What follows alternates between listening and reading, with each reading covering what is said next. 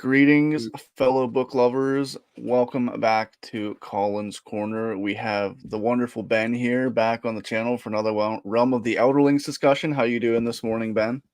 Oh, pretty good, pretty good. Got my I coffee. We're getting the yes. engines revved up here slowly this morning. Yeah, I'd like to apologize because we needed an extra few minutes to just get our mornings on track. I messaged Ben and I was like, "Hey, can we push it back 15 minutes?" And he was like, "Absolutely." So, Oh yeah. Yeah. one of those mornings.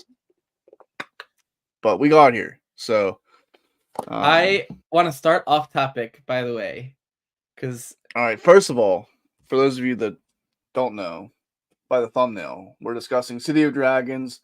It will be full spoiler. We're not messing around. We're not dancing. Anyone that's in this discussion, other than just to say hi, is you're be warned. It's fully full. We're not messing around. Full spoilers. but actually I do want to mess around and dance around the topic a little bit, because over the last 2 days I watched the whole 8 episodes of this new Netflix show called The Brothers' Son. Okay. And as a fellow Greenbone Saga reader recently, also last year, who really loved it, this is just like a non-fantasy Greenbone Saga. The character of Hilo has just been reincarnated into a different story, and it was so good. The Like, brother's son, you said. yeah. Huh. Okay. I'm gonna Oh have to my check god, that out. it is. I couldn't even believe how similar the overall feel was in the setup to Greenbone Saga. If just it happened in our reality, and Janloon was Taipei, Okay. and like and they didn't have Jade, but it would be so much cooler if they did have the Jade powers, because the show has a bit of a tongue-in-cheek tone, especially with the action scenes and the martial arts scenes, where it clearly isn't completely realistic. So they want Okay. to tap into the fantastical a tiny bit, which works really well in the show. But it would have been cooler if there was Jade, I'll just say. But So it's so cool. basically just So cool. everything minus the bioenergetic jade. Yeah. Huh. I Okay. I couldn't even the craziest thing is how it feels like the actual character of Hilo has been transplanted into this other story. And it's Is this the newer or best older adaptation. than? Oh, it's released a month ago. It's very new. Oh, really? Okay. Yeah. So I'm very curious if the writers and creators read Greenbone, but it feels Yeah. like Hilo has just been transplanted into this other story. And the Huh. actor, it's oh my god, I'm watching an adaptation of Hilo right now. It's nuts. That's really cool. For Greenbone readers, this is a must watch. But yeah, sorry, that's my tangent for the No, day. you're good. And Anitha said you said Netflix, right? Yes. Okay. Yeah, it's on Netflix, Anitha. So, the brother's son, if you're a fan of Greenbone, or just I'm Yeah. assuming cool mob family movies, Yeah, and shows. it has such a fun tone to it though, because it's about these two brothers. One grew up in the gang, mafia stuff in Taipei, whereas the other grew up with the mom, just living a normal life in Los Angeles. And it's Oh, about those worlds colliding, and the Hilo type brother interacting with a brother who is just going to college and loves doing okay. improv. Um, so it's kind of this Huh. cool juxtaposition stuff. Really fun. I've been so tired the last bunch of days that I just needed a binge of TV that wasn't I'm terribly heavy, and this was perfect. It was perfect. I'm very close to that point of just wanting to binge a show and Yes. not read 100 pages. Yes. Do it. The Brother's Oh Son. man. You won't regret it. And it's it has a lightness to it, but still it had a couple moments that hit really hard. Kind of, and even some that were similar to some hard-hitting moments in Greenbone. Okay. So love to chat about it if you watch it soon. Yeah. How many is it just one season? I'm assuming? So Or far, they yeah, like released a bunch of it. Okay. it's all out. One season, 8 episodes. I feel like they could continue the story. I think they could. I don't know if they're planning to or not, but it feels like a satisfying whole arc for this 8 episodes. It's Michelle Yeoh, by the way, as the Okay. like the mother character. So Huh. they I'm brought in gonna some check that heavy out. hitters. Yeah, yeah. Anita, thank And you for stopping in to say hi. sorry, we haven't chatted about the book. Yes. Let's give our non-spoiler just reaction to the book first. You go first on this one. Me first? I liked Yeah. it. Every book, funny enough, as many series do work, but not all. Every book in this hold on, Sub-series? series started.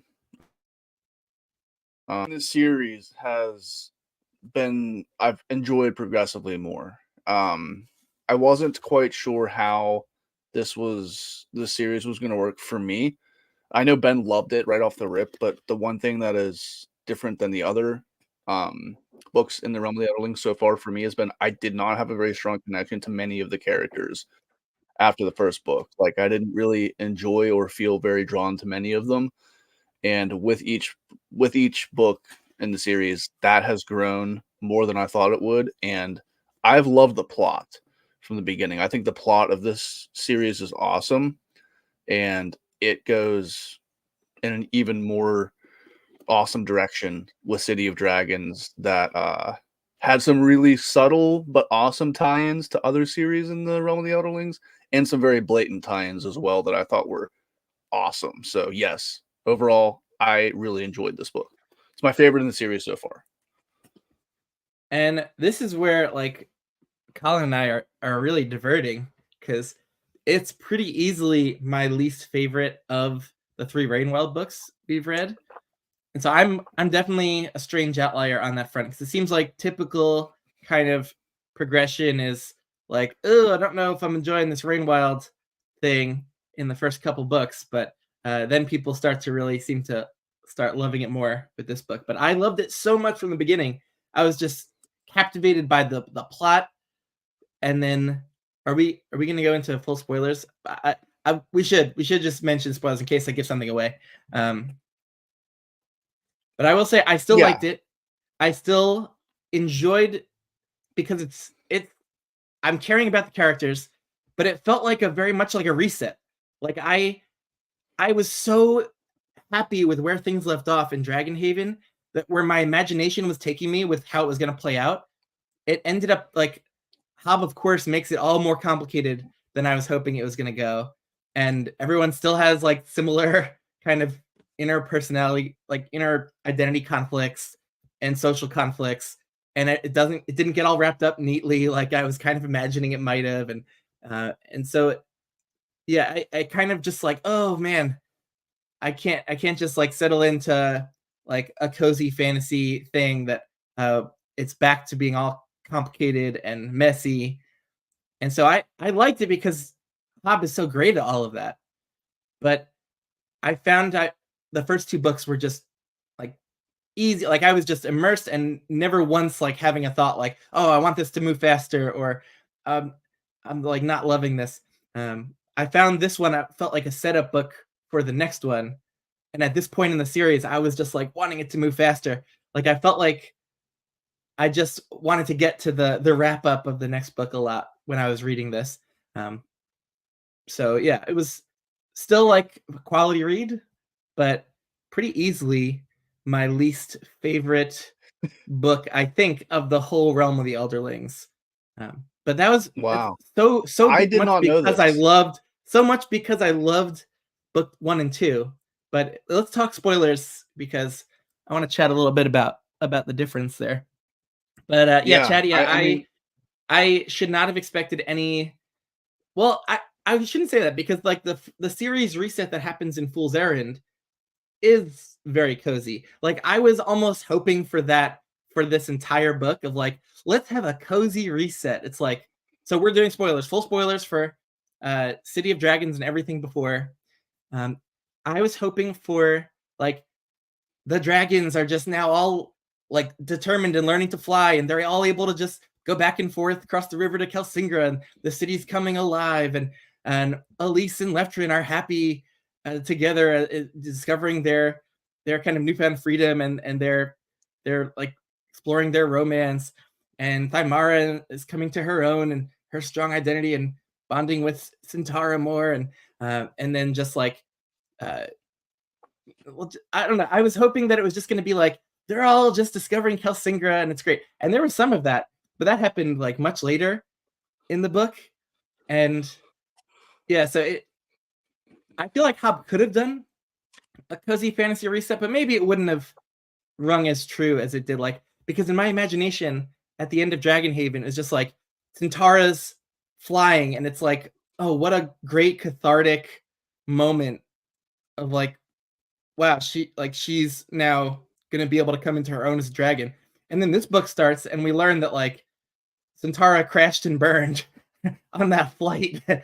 So like that dreamy romantic ending of that I was left on a couple months back, like ended up just like cutting off before the messy reality that Hobb like hits us over the head with at the start of this one. So it was complex because I was like, I was feeling like I had wanted to move past this, like these inner conflicts and social conflicts, and so this book felt like I was kind of resetting to a point where I didn't want to go back to almost, and then just wanting it to move forward. And I think the next book's going to deliver that. But yeah, that was my kind of strange friction experience that I had with this one. That's very interesting because Ben and I we were just chatting about being extremely busy, and I haven't recorded a video for my channel for almost 2 weeks now. Ben said he just recorded his first video in a month, and we never even really got a chance to discuss where we stood on this book. We just both kind of finished it, and we've been trying to plan a day to discuss this. So I didn't know this was your least favorite in the series so far. Yeah. I think it's my favorite for reasons that make sense for my journey through Realm of the Elderlings so far, because a lot of the reasons this was my favorite were some of the tie-ins to the rest of the series, which has been the part of the series that has struck a bigger chord with me.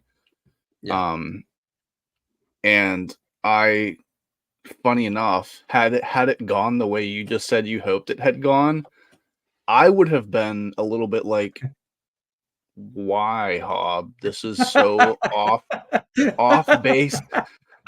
Are you Travis Baldry, Hobb? Yeah. If everything just would have went swimmingly, I would have been a little bit irritated. Yeah, what if the book was like Kelsingra and Cookfires? Like that could have been the title of the Travis Baldry version of this one. But like, yeah, oh, no, yeah, I get who that. Seldon I get was. that. I get that. It was there were so many things like this where like, wow, the tension from the beginning, like there is zero cozy start, because the book starts with like Tintaglia and Icefire's being a total dick to Tintaglia, and just like, and then like we're feeling bad for Tintaglia. They are getting attacked by the Chalcidians. They just want to go to their oasis. They're getting attacked. Tintaglia like has like an arrow or a spearhead in her side, and then Icefire doesn't care, and Tintaglia is like, oh, F this, like I need to get out of here, get back to my humans that I had been like completely disparaging for a long time. Maybe like dragons aren't the be all end all, and the humans are okay too. So it started off with like really like messy kind of personal tension with Tintaglia and the conflict there, and then all of a sudden we go to Seldon and he's like a prisoner in a cage. I'm like, what? Like that is like grimdark immediately. Yeah, it was that was so dark. I could totally see how with the first two books in this series, people say this has a YA tone, but this one did not. This one was very much like Hobb, and it was very real. And Yeah. quickly reminded me of the ugly acts that we as humans are capable of. Yes. Um, and like as you mentioned, we were kind of wondering the last book, at least I was, and it was hinted at like, where is Tintaglia? What has she been doing? She like basically just fulfilled her end of the bargain and just dipped. Nobody has heard from her. I don't know if she's planning to help us. And and we see that she's just been kind of chilling and I don't know, being a dragon with Icefire. And they've got this weird dynamic, like you Yeah. said. I don't know if it's like supposed to be like how animals would actually have a relationship and mate in the wild, but it's not like at all Like an like a affectionate. romantic, Yeah, yeah, yeah. like it's just they're just they're it seems like they're just hanging out by the nature that they're just two they think that they're the only two Yeah, viable yeah. dragons in the world, basically. Like I think Tintaglia feels, if I'm not mistaken, that the experiment was a fail and that Yeah, none of the yeah. dragons had made it. She hadn't gone back to check because she thought it was just hopeless, Yeah. which I guess is kind of like it makes sense as something that went through a traumatic experience, like because she was very invested in getting all of the serpents Yeah, yeah. to the cocooning grounds and was like super concerned about all of this. And then when it all didn't go well, it seemed like she was just like depressed in a way and was like, I'm Yeah, yeah. out. Like this failed. I tried to help you guys. I held up my end of the Yeah. bargain. See you later. But Um, the book ending with Tintaglia being like, "Oh, I want to go find.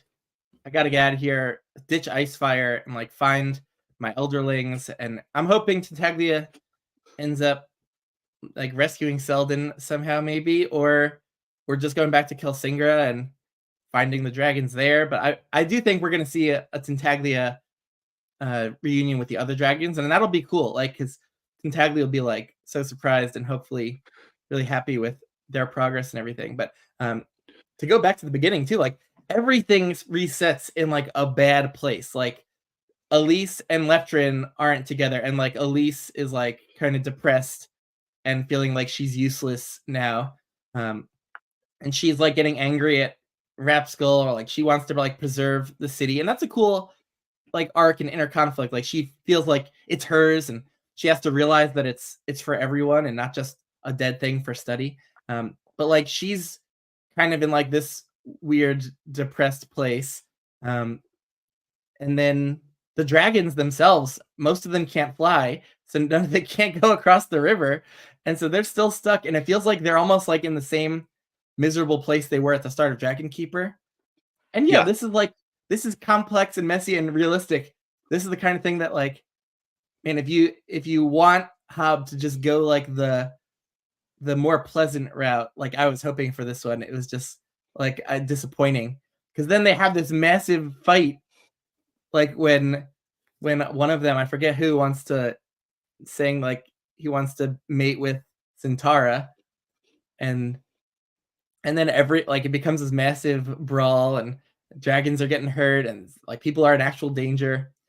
And so that was just like an intense way to start this whole thing and be like, oh man, just because like Rapskull can fly, does not Rapskull, Hebe, just because Hebe can fly doesn't mean like all the dragons can magically now learn how to do this. And um so that was like, it's like such a messy, like intense start for so many reasons. Selden being a prisoner, like, and then Thymara also, and this might be the one that like truly kind of got me off on the wrong foot with the book, because I did not mind at all the like adolescent romantic tension in the first two books, because the plot was carrying me along. Like I found that to be a natural kind of aspect of this plot where everyone's kind of on this intense journey together. Their adolescents are away from home for the first time, kind of free. It felt natural that there would be all this kind of romantic tension and conflict in this like group of adolescents with no supervision. But like, and it seems like Thymara, like, and there wasn't actually too much of the love triangle stuff. Like, it seemed like Thymara was forming a pretty strong connection to Tats. And so then, like, for this book to start and basically like really highlight the love triangle aspect to me. It was like, oh, like I just wasn't into that, and just like, and then Thymara's like really just continuing the same exact like inner conflict around the romance and stuff that she'd been having the last couple books. I was like so ready to just move beyond that. So that was one of the aspects of this one that like really just kind of kept me from just like falling in complete love with the book. And yeah, so I don't know how you were feeling about that. Um, I as you said, I think a lot of this was kind of natural in the way that it developed. So like, we still have the traders council basically just so we have the whole thing where first of all with our beginning of chapter bird keeper conversations, there's oh, some drama. oh, that's great stuff. Yeah, There's some drama in this book, and there's a lot of like the assumption that so we get the from the very beginning of this series that the council is just trying to get rid of the dragons and these unaccepted members of the Rain Wilds because they are a nuisance, right? The dragons are ruining the land. These deformed members of Rain Wild Society that can't contribute and just take, which isn't true entirely. They just want to get them away. So now they just assume they haven't heard anything. The mission must have failed. Nobody's come back. We don't know anything that's going on with Captain Leftrin's crew or any of the Dragon Keepers or any of the dragons. We've heard no word of any discoveries. They probably failed. So that's what the world at large is thinking. And then the actual crew and the Dragon Keepers are all really frustrated because they feel like they have succeeded up to this point where you said now they're just kind of hanging out and the dragons are just yeah, going around eating things, getting bigger, but not yeah. getting stronger enough to And fly. So they're, everyone's miserable because like there's not yeah, like none of them have actual like good enough supplies to be comfortable. They have to constantly be out hunting, fishing, gathering stuff for the dragons. It's like they're cold and hungry themselves. Like, and so none of them are comfortable. They like are desperate for supplies and to like get the dragons into a better spot and get them like figure it out. Like but none. What's interesting is none of them even know like that Kelsinger can provide like a new kind of comfort. Like they see it as just like this dead city. So there's not even too much of like impetus for everyone to get flying, but it's only Rapskull who like realizes that the city is still alive. And interestingly, he's almost positioned because we're not in his POV, where we only see him from the outside of like Elise and Thymara as like this impetuous, like juvenile kid who's like doesn't know what he's doing, and Leftern too sees like what he's doing with the what is it with the skill stone? The skill, is that what they call it? oh yeah, yeah, Like yeah, yeah. like Well, when yeah. he's Well, what we like know they is the all skill stone. yeah they all see it as like him. He shouldn't be doing this. It's dangerous. Like, and so he's just kind of off doing this on his own. But he's also like really glib and kind of arrogant and like really pleased with himself, it seems. And he's like constantly annoying Thymara about like hooking up with him. And so like we also are kind of, I think, convinced that like Rapskull is just being this like naughty little kid right now. But like they really need to go over there because the city is alive, and once Centaura actually is over there and figures it out, like everything's changed for the dragons. And then Right. but like, man, at the beginning though, yeah, they're just like everyone feels like they've succeeded, but they haven't really reached their destination yet. Like they haven't figured out a sustainable new like life for everyone. Which is why the mission that Leftrin goes back on feels so crucial to us. Like that was my favorite plot of the book of like, all right, like Leftrin's gonna go back. He's bringing this news that they found Kelsinger, but like he's just one guy. Like, are the people gonna believe him? Like, is he gonna get out of there alive with the supplies? Like, I was so tense about how this was gonna go, and like it was like that whole sequence where Leftrin's like rolling up back into Cassandra and everyone's a buzz. The whole town's not Cassandra. Sorry, everyone's a buzz. Everyone wants to talk to Leftrin. They want to find out, and but then he goes to the council meeting and it's like, I'm not telling you anything until I get paid. And there's people there who are obviously like shills of Chalcid, and so they're stopping his payment, and that was like all really dramatic and cool for me. And I was just like wow, like the rest of the world is finding out that there's this huge like elderling city maybe up that they just discovered. It's gonna cause ripples throughout the whole world, but not everyone can get there because like it's hidden and up the river, and so like, but only Leftrin has this like power and leverage, and it's that was such a cool situation. But the bird keeper drama actually played into that because I think it was Eric who's the one who's like corrupt and like taking like separate bribes and sending his own private Yeah. messages, and so like like he's doing stuff that's up to no good and probably facilitating communication of the Chalcidians, and so like that just added a little extra drama to the mix. And I'm like, oh man, no, Eric is the husband of Detozi, right? Kim is Yeah. the Yep. corrupt one. Kim is the correct one. But then he tried, like that was so good. Like he tries to make it about like, oh, like I'm a victim because I'm like a freed slave. Like I'm a tattooed one. Like you said I was going to be welcomed. So he tries to play like the victim card basically, and Detozi and Eric were having none of that because he's being corrupt and ruining their whole like pigeon guild, and they make us wonder like why are the pigeons dying off? Like is Kim responsible for that somehow? Or there's all sorts of drama. Yeah, that drama that played out there was great. Like I love the little bits of that we were getting fed throughout the book. Hear me out. Weird parallel to the rest of the series, and I might be making this up. And it's not entirely like a direct parallel, but I had very so Thymara and Rap School reminded me a lot of the relationship of Fitz and the Fool, because we have Thymara, who's this very kind of, in a way, self-deprecating character who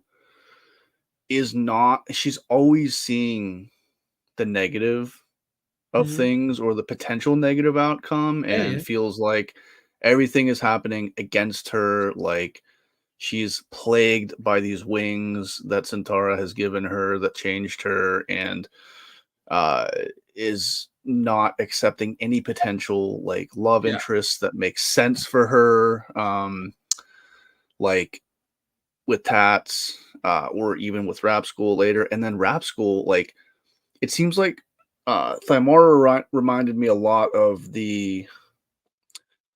which many characters in the Realm of the Elderlings have been this way so far, very caught up in the mundanities and the tiny worries of humans that in the grand scheme of things don't matter. And then we have Rap School, who everybody just kind of writes off as a goofball, and isn't. He's much more single-mindedly focused on what he's discovered as being the real important part of this entire journey, which is that Calsingra is actually alive. There's a reason he's been going over there. Like you said, he's been using the skill stones. He seems like he's obviously the first one that has realized what it truly means potentially to become an elderling, and realizes that humans have had an incorrect view of what elderlings were and what they did and how they became elderlings. And it's really more about the knowledge that they acquired through these skill stones that were placed so that they could retrieve the memories of the dragons and help the dragons the best way that they could, and build a city directly like for the dragons, with the dragons in mind in every aspect of the building of this city. Like it's like basically a massive shrine to dragons. And in payment for that, the dragons have made them elderlings, have given them the Mhm. chance to extend their life and share a life with the Mhm. dragons. And um in rap schools, like, not uh doesn't come off as literate enough to convey what he's actually discovered, and Yeah. everybody Yeah. just thinks he's a goofball, and Elise is mad at him for ruining the city and messing around there and being a young boy, and we don't get his point of view. So we kind of think that as well until they actually get Thymara over there. And then Thymara is like having this existential crisis, like, oh my God, he's right. Like, But he is also an idiot. Like, because he is. what does he want to do with the skill powers? He wants to bring Thymara to like the house where there's like this torrid romance in the memory, and Yeah. he wants to basically like get like bed Thymara like by trying to kind of tricking her into like falling back into this old romance in the memory stone.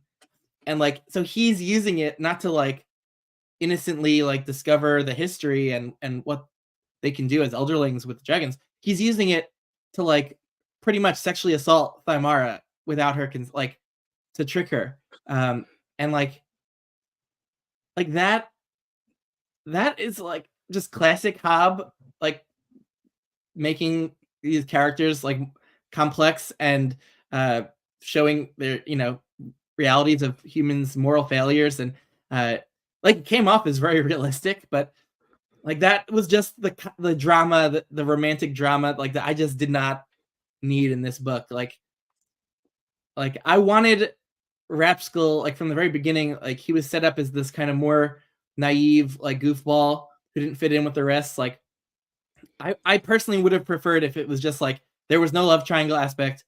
Rapskull was not like interested in Thymara that way, or it was just like I just could have done without that completely here. Um yeah, Yeah, like I he mean, was probably being influenced by the actual memories, but like in the moment he was, but then he also wanted to bring Thymara there to basically get her in the mood. So like he was a very conscious choice he was making of like, oh, I want Thymara to experience this, and then like we're gonna both be these people who are like having this love affair, and so she's gonna want to have the same love affair with me. yeah. Um, let's say hi to Shad here for a second. How you doing, Shad, this morning? Morning. Um, I agree with you, and I think to go back to what Chadi was saying, it seems like so obviously this knowledge, this Elderling city, this connection between dragons and humans becoming Elderlings is almost at this point a lost art.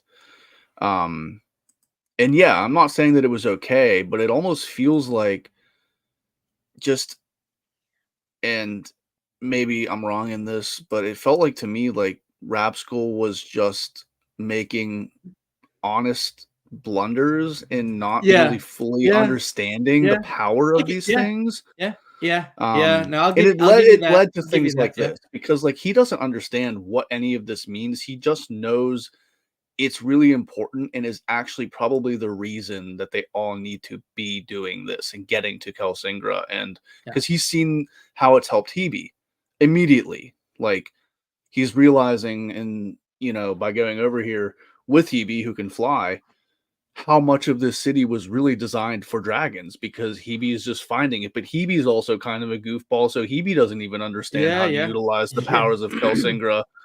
Um, and And it makes sense. Like Rapskill's like this, physically fit youth in his prime. He's kind of like feels lonely. Like it makes sense that he's always like been close with Thymara as a friend, and like it does all make sense. And it's just it's normal Hobbs stuff, just complicating everything. Like she doesn't have many characters where you can just like think of them as the simplified kind of like one trait kind of character. It's like this character's like this. They're all really multifaceted and human and complex, and that's trademark Hop. So I shouldn't bash that's happening with Rapskull. I mean, I think it was utilized and maybe it didn't work that well for you just as, and I don't want to say like it's utilized as just simply a plot device with no point to it, because I think the point was really just to get Thymara, somebody over there, and eventually Centaura, who were maybe a little bit more, I don't know, logical about the things that they think. Like, once Thymara and Centaura got over there, they kind of, like Centaura especially, unlocked like Yeah. what the potential of Kelsingra was, because we hear Rapskull like, how, I don't know how she did that. Hebe wasn't able to do that. Like, and Centaura is just like, oh, like maybe she has more memories than Hebe does. I'm not quite sure, but Hebe and Rapskull were the reason that they even got over there, and Yeah. and that again propelled the plot of Leftrin really needing to leave them and go back to, because he's now he's like, oh, this could really be like, we could really have found something here, Yeah. but we're screwed. We don't have the supplies we need to get to there and to stay alive to even get the dragon strong enough to there, because all the efforts of the hunters feels futile at this point, because the dragons are getting Yeah. so big that they can only hunt so much, and it's still not enough, and the dragons are unwilling and frustrated to even try to Yeah. fly, and all the keepers are like, you guys need to fly. I can't hunt for you enough. Like, you can't survive off fish. You need like 4,000 fish to be fulfilled. This is the plot of this book is so Hobbyian. It really is like we've reached the destination, except like it's just across this huge river, and we can see it. We can see it, but it's still beyond our reach. Like this is just like the classic Hobbs setup where we haven't. It's not easy. It's like we still gotta fight for it and figure it out. And man, I talking about it, I am enjoying actually like discussing the situation more than I was like reading through it, because I always felt during this one that like that it was gonna eventually open up, that they were gonna like discover, like make their way to Kelsingra and discover that, and like I felt like that was at least like somewhat predictable. Like it just seemed like, and that's okay. A lot of the overall plot arcs of these Hobbs subseries have seemed like somewhat like they were going towards a certain destination, and that's okay. But for this one particularly, I was like, I want to get there. I want to get there fast. Like this is uncomfortable and messy, and like, but talking about it is nicer because we don't have to spend all those hours in these POVs who are frustrated and stymied and still figuring things out. Um, Yeah. but man, when like Kelsinger, when they start to find stuff in Kelsinger, that so I read Farseer like years ago at this point, so my memory for details for that series is not great.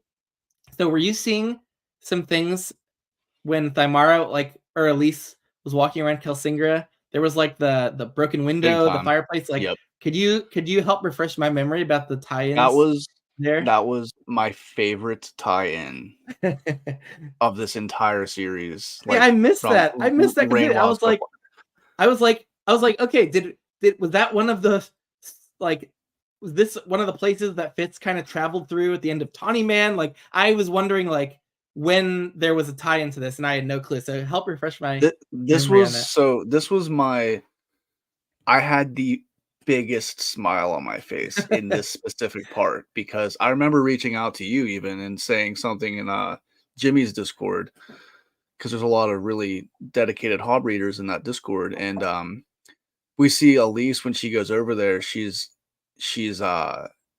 kind of exploring this building, and she's like going up the stairs, and she finds it's like a map room basically, um and she is just kind of poking around the room. I think there's like a replica, like geographic kind of scene built on this table in there, and my brain's going, I know where this room is. I know where this room is. And then she mentions there's a broken window, there's a hole in a window, and there's obviously a place where somebody burned something, and the Yeah. only thing in here that they could have burned is scrolls. Why would you burn scrolls? This is our knowledge. So she's having all these angry thoughts Yeah. towards Rapskull, and my Yeah. brain is Yeah. going, "Oh my god, this is where Verity was while he was on his quest to find the stone dragons to save uh the six duchies from the forged ones. This is where he went, and while he's there, obviously Fitz and Katrikin and that whole crew is chasing him because nobody knows where he is, so they're Yeah. behind him. But eventually, Fitz they get to Kelsingra. They didn't know where they were, but they get to Kelsingra, and Fitz finds the little burned piece of parchment that Verity Yeah. burned to help. Like he burned it so he could leave a message for Fitz, and then Oh. he he needed like the soot to Oh. somehow leave a message for Fitz that he was there, and then he put a hole in the window that is pointed directly to where he was trying to Oh. go. So it was all like he Yeah. was doing Yeah. this all to in the hopes that Fitz would find it, in the hopes that Fitz would see the hole, in the hopes Yeah. that Fitz would realize that's where he was going. And so that ended up being how they found out what direction Verity went in, Oh because man, I forgot all of if you that. remember, they didn't know where, because their maps Mhm. ended. They didn't know Yeah. where Yeah. Verity ended up going because there was like different routes he could have taken, and he needed a way to show them because he couldn't communicate with them because he was like he cut himself Yeah. off from the skill to Fitz, so Fitz was no longer communicating with Verity So um was Kelsingra the via. one where the first big Elderling city that Fitz got transported to and that he was exploring, and like I was think he so. when he was walking around and like and seeing the memories with the dragons and stuff like I think so. I think oh, that okay. Yeah. that Yeah. was the skill river was really like Yeah. a Rain Yeah. Wilds river. Yeah. Um and they had no idea, like there was like a scene where Verity met Fitz when he was in the skill river and told him, "You need to get out of here. You don't understand what you're doing yet. Like you could get taken away and absorbed by these memories and lose yourself in them." And we So see how far away Burridge. I don't know where Verity ended up going, how but far away it's is like got the stone dragon like grove to Kelsingra? Like I we're don't not sure how far away that is. I don't know, but it's got to be close because if you think Yeah. about it, they're in a city completely dedicated to dragons. It would kind of only make sense that in nature around the city somewhere there was built a monument for dragons that maybe they built on purpose for somebody that has inklings of this knowledge to come back and find someday and perhaps bring back the Yeah. Elderlings. That was my favorite tie-in because I Yeah. remembered so vividly Fitz finding that stuff and realizing it was Verity trying to communicate Oh, with him. nice. Yeah. And then Elise is just like mad at Rapskull the whole time because she thinks it's Yeah. him. And I was just like, that was Verity. I was guessing that it had been Fitz that was there, but I didn't remember what the moment was, so I didn't have the satisfaction of, like, seeing that direct tie-in. But, oh, that was cool. That was cool. Uh, Yeah. one thing I wanna mention to hit a couple of the other plot things, um, one place that did get even more messy that I enjoyed was back in Bingtown with Oh yeah. Hest getting his ass handed to him by the Chalcidian. Um, so yeah, like that I enjoyed seeing Hest actually like fear for his life for the first time and not being able to just like be the master of everything like he's used to.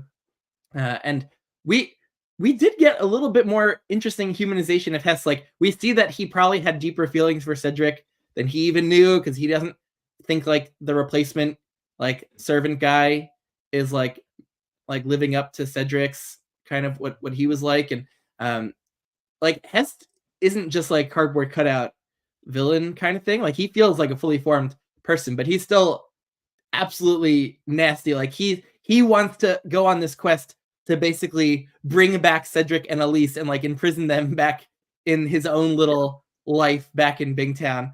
And I I almost like want him, and I feel like we're eventually gonna get this, where like Hest ends up somehow back, like either up in Kelsingra or somewhere where he meets up with Cedric and Elise again. And there's this confrontation where like he wants to take them back, and they're like, "No, we've left that life. We've moved on. You're an Yep. asshole." I don't know if we're gonna get that, but I would want that because I think that would be cathartic to like close the whole character arcs with Elise and Cedric and moving on from their previous life.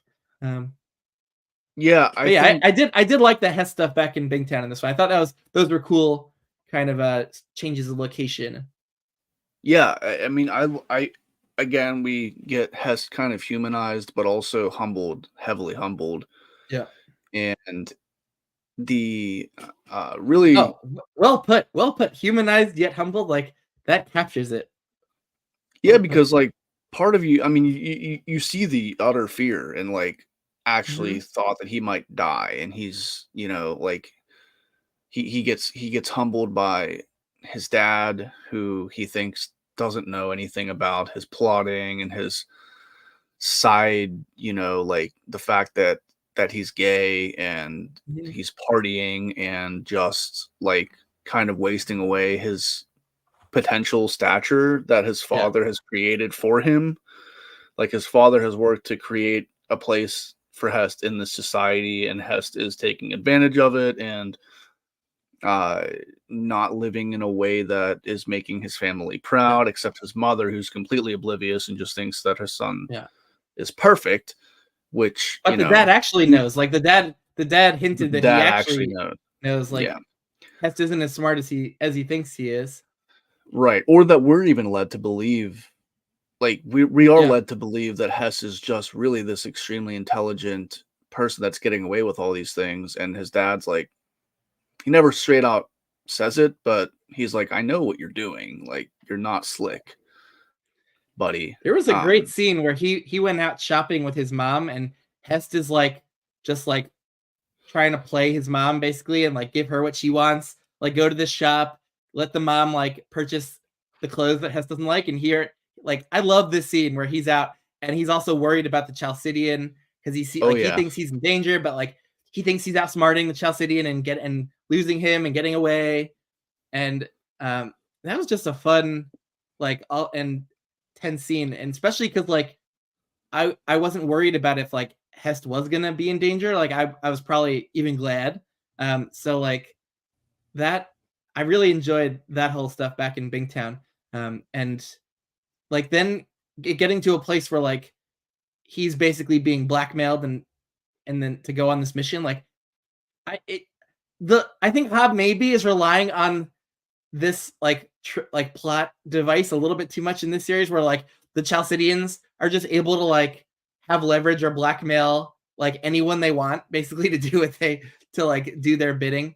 I guess it's convenient to get people into the right spots for the plot, so I won't trash that too much. And I guess it is realistic for like if a government is led by like a sadistic, just like insane, power hungry dictator like the Duke of Chalcid. Also, cool POV we got like inside the Chalcid Palace. I like that. We just like see what life is like there, and it's as crazy as like we might have thought. Like, Yeah. like it is just like completely a madhouse over there, and Yeah. the Duke's like, I've too bad I've like killed all my sons. Um, I went a little too far with that. And now he's like thinking about killing like his most trusted advisor for many years. Um, so like I actually had Because fun he with thinks that. he's Like, trying to kill him. yeah, yeah.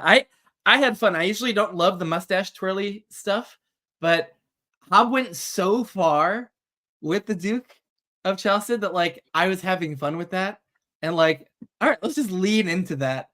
And I think it Yeah. was more fun than even like the stuff at the beginning with Satrap Costco or with Regal, like the more mustache twirly stuff. Um, I was liking this window into Chelsea, so it's like that actually did make it believable that the Duke is basically blackmailing like his entire kingdom, and so all of these people then are just desperate. So that's like their motivation to going out and like doing all this ruthless stuff to like get the dragon parts. So like I guess Hobbes set it up where it is realistic because of the way the Duke was. But I guess I don't know. I guess it's realistic because there are crazy dictators who like don't get assassinated or like who stay alive somehow and they just get everyone else to do their bidding out of fear. So I guess it's realistic even for that like people wouldn't just kill the Duke because that has happened throughout our own history where just like power hungry, ruthless, murdering like dictators stay in power somehow. Like they totally rely on everyone under them and their guards, like just not deciding to assassinate them. But but it's fun. That whole part I think was fun. I'm so curious though how this eventually is going to play out because like is book 4 set up to be kind of more like finish up the war or like wrap up this whole conflict between Chalced and everyone else and the Duke trying to get the dragon parts. And I feel like everyone's in for a huge surprise when they try to go to find the dragons in Kelsingra and like they're all strong and dangerous and can fly and like getting the dragon parts is not going to be nearly as easy as anyone thinks.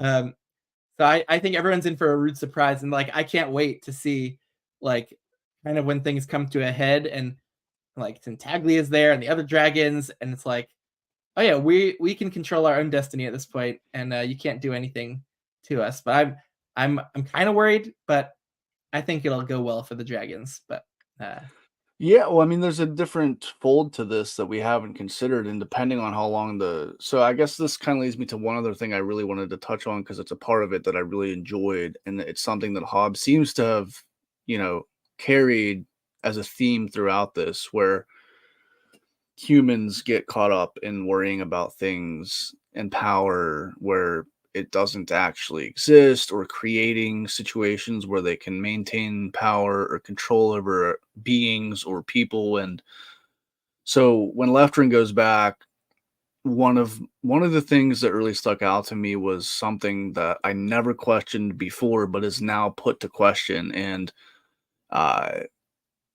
it seems like kind of one of the most important cultural aspects of the traders has always been that they are people of their word. And if they make a deal, they're very, very intricate about how all of these things are drawn up so that it leaves virtually no questions within the contracts of the marriage, of the deals, of whatever it is. And when Leftrin comes back to try to get payment and try to get supplies, and he had Elise help him comb through the contract to make sure that he was standing on solid ground when he went back to them, but he still kind of assumed they weren't going to follow through with their end of the bargain. Yeah. That's the first time in the series we see the Bingtown traders' honesty and fairness, like on their handshake, come into question. They're trying to backpedal. They are trying to find a way out of the contract that they drew up, that they did not dot all their I's and cross their T's because they were simply trying to usher these unwanted things away from them. And now it's coming back to bite them because guess what? Leftrin's come to collect. The mission was a success that you thought was doomed to fail. How do we get out of this? So now we're seeing all the corruption of potentially Chalced having their hand in things. We see the one, was it Jerd or something? That was the connect between Chalced. Who was the guy that was trying to get them to kill the dragons? Man, there's like a couple Chalcidian agents that were in Kasaric. Yeah, whatever the one was that was on their way, like was on the journey with them. Jess. Yes, that okay. So yeah, like I think Leftrin's going back and he's gonna stand like 10 toes down, like I'm coming to get this money, but I don't think I'm gonna get it. But I'm not backing out. And then there's all this, like that scene was very tense where he was such a basically great scene. saying I love that. everything Yeah. except directly accusing them of backing out of the. He was making it obvious Yeah. to everyone that you guys tried to get one over on us. It didn't work. Now you have to pay Yeah. up. And they're all like, oh my God, oh my God, oh my God.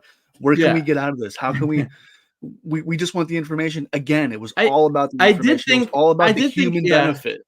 Yeah. I did think Hob was a little bit inelegant in how like she made it obvious like that there were a couple people on the council who seemed like they were in Chalcid's pocket, like that they were just the way they were objecting and their exact like objections and the way they were trying to get out of the contract, like I thought it was pretty obvious to everyone in the room, and then Leftrin is making all these insinuations about people like that we need to look out for, and the spies we need to look out for. Like I feel like those council members, maybe they're just so arrogant that they thought they would never be called out on it. But it was a great scene. It was great because like there were some of the council members who were like, true, like we're looking at the contract, like you're right, you did your part, you didn't have to do all of this extra stuff. But everyone is just seeing dollar signs. Everyone's so greedy. They're like, we need to know. You need to tell us. Like, obviously, like it was part of the contract and the job. But then when they look at it, it's like it wasn't. So like I almost thought for a second that the council, like it seemed like enough of the council was going to agree, but then it was just like 2 or 3 objections prevented them from paying him out. So it was like mostly just like the Chalcidian agents or the people who were bribed or being held hostage that were stopping that. But can we talk? We're gonna have to go because I gotta run by 11. Can we talk about the craziest scene, like maybe of the whole series, where Malta is giving birth? So I will say, unfortunately, like I was so tense. Like I've like become so attached to Malta through the live trilogy that she is being left alone on this rainy night with Chalcidian agents around, like really pregnant. That really made me uncomfortable, but not in like a way that I was like enjoying the reading experience. I really I had to put it down. I'm like, I can't even handle this right now. Like, because I could tell what Hob was doing. Like, she was just wanting Malta to basically get captured by the Chalcidians. And I'm like, oh, good, no. Are they like going to take her prisoner like Selden? Are they going to take her baby and like take the baby as like to the Duke of Chalcid? Like, I was so miserable like reading that. And then Hob had her be really badass and like give birth and like kill the Chalcidian guy and then find her way to the Tarman. And like that was really beautiful when she was speaking to Tarman and like put the baby up on the ship and the baby was alive. Like it ended well, but it was such a crazily tense scene. And honestly, like Hob didn't do a good job setting it up. I think it was not believable that oh wait, what's Malta's husband's name? Rain. It was not believable that in Malta's state that Rain would have left Malta alone, like going in the storm, like trying to find her way back where she doesn't even know this town very well in the trees. Like, but like Hob set it up so like the justification was that like, oh, Malta's stubborn and she needs to speak to Leftrin now. So you like, I can't wait even one more minute for us to like go back to this place together. Like you have to go now. Like Hob did it really inelegantly in a way that felt super contrived. So like she didn't even set it up to be like where I could suspend my disbelief with the situation, where it felt natural. It was like Hob just, I felt like the author was the string puller to create this super, super tense, dramatic scene to put one of our beloved characters in danger. And it was a little too much for me. I didn't, maybe it's because I wasn't totally immersed in the book to begin with, that like I was ready to like kind of pick things apart that I was more critical of, but did not love how that scene got set up. But then it went to a really beautiful place. And I love that Malta and Rain and Rain's sister ended up on the Tarman going up the river to Kelsingra. And like, I loved even just that minor character of Rain's sister. What was Rain's sister's name? Like getting the sense of like her like own journey of liberation to like, she wants to leave like society behind that's really shunning her, that she can find something new where she doesn't have to be veiled. Like that was great. Like I love that little side character. But yeah, Chatty, like angry at Rain, but I wasn't actually, because I didn't feel like an organic character decision. Like, I did not feel like Rain would actually leave Malta there alone because she's stubborn and needs to speak to Leftrin now. Like, they could have just gone back to the house, waited a couple minutes, and then Rain could have found her. Like, the justification for Rain's actions didn't make sense there. It was just Hob didn't do a good enough job of making the situation urgent enough where Rain would leave her alone, like on the swinging bridges, like in a storm, like 9 months pregnant, about to have a kid. Like, I wasn't really angry at Rain because I felt I was more angry at Hob for like setting it up poorly. I agree with you. I think it could have been done better, but it was obviously that part, excluding the scene itself, felt like just a way to get characters together that needed to be together. Yeah, but she could have just done it in a less dramatic way. Like, Hob, like a lot of times in the series, like chooses pain or like chooses the most dramatic, tension-filled situation that she could possibly devise to make us like worry about the characters or the events. But like, I just didn't feel like it was needed here. Like, she could have just gone back to the house, given birth with Rain there, and there'd be like, oh no, like the baby is barely alive. Like, what can we do? Like, and then they go out and they figure out that like they find the Tarman or like, I don't know. Well, it could have been done with less craziness, I guess, and gotten them to the same spot. Just to quickly play devil's advocate, because I know you need to leave soon. When I was reading this, I had similar thoughts on the setup as well. The only thing that made me feel like this dramatic plot was necessary was because Leftrin had decided, payment or not, I'm leaving. Like, they were trying to keep him there to get the information out of him, and he knew that. So he had decided and already started behind the scenes using a creditor that trusted him to get him the supplies he needed, because he was going to dip. Like, he wasn't going to wait for them. So the only way to get Rain and Malta and their baby to Leftrin had to be dramatic and happen very quickly, because those characters did not have a relationship with each other. I'm with you. I think it does make sense that there was this like dramatic impetus for like being in danger, giving birth, needing to get away quickly. Like, that all makes sense. So I guess then the complaint really is like that Hob needed to just be a little bit more creative with figuring out like how to set that situation up a little bit more believably, where it felt like organic to the actual characters. Whereas her having Rain leave Malta alone there in the storm after the meeting, like, it just didn't make sense. Like, it took me out of the story. Because they're very they're very loving and like doting over each other all the time, and very like they have a various like Rain would not just be like, oh yeah, go ahead, honey.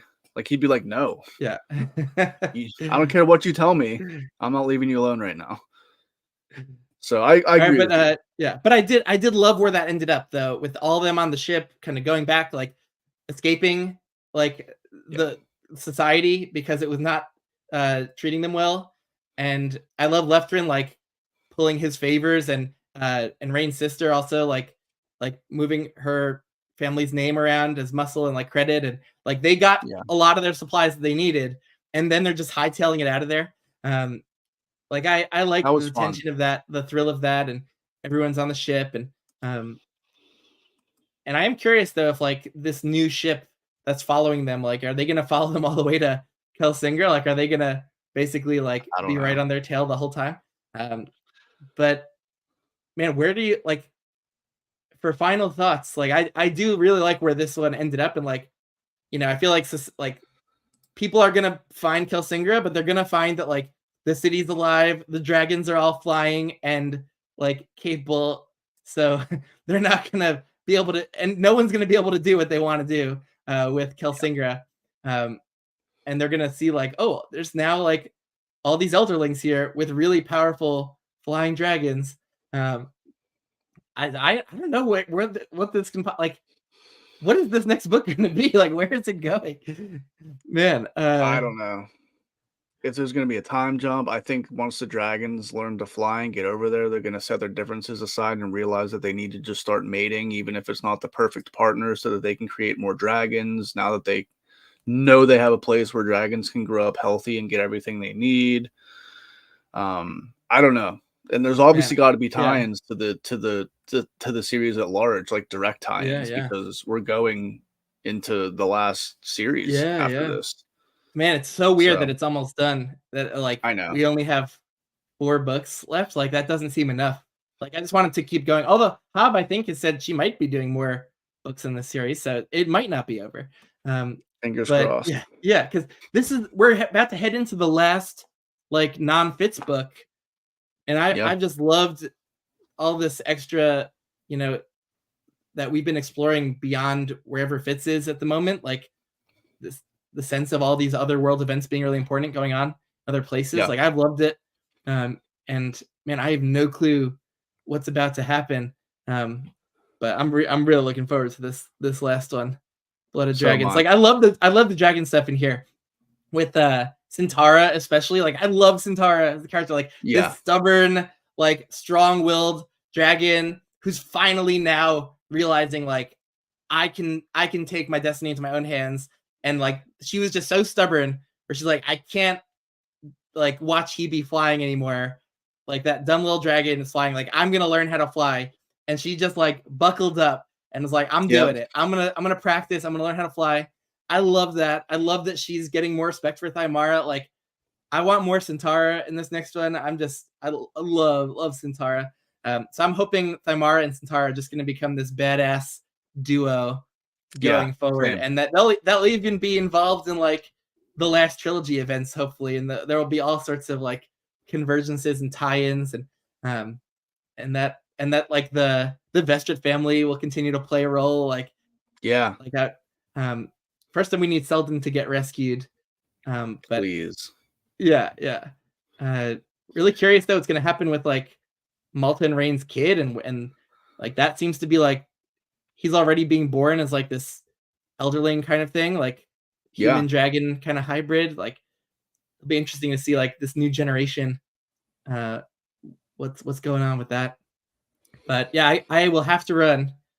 But Yes. this is a fascinating kind of series reset where I think it's gonna make for an awesome conclusion. Yeah, I agree. And I know you got to run, so I'll wrap things up quickly. Thank you, everybody who was in the chat. We will let you guys know when we plan on finishing Blood of Dragons and getting another discussion up. But Ben, thank you for appearing on the channel again. And I can't wait to finish this leg of the series out together. Thanks for being there in the whole time, Chatty. Yes. Alrighty, guys. Thank you again for being here, and we will see you soon. See ya.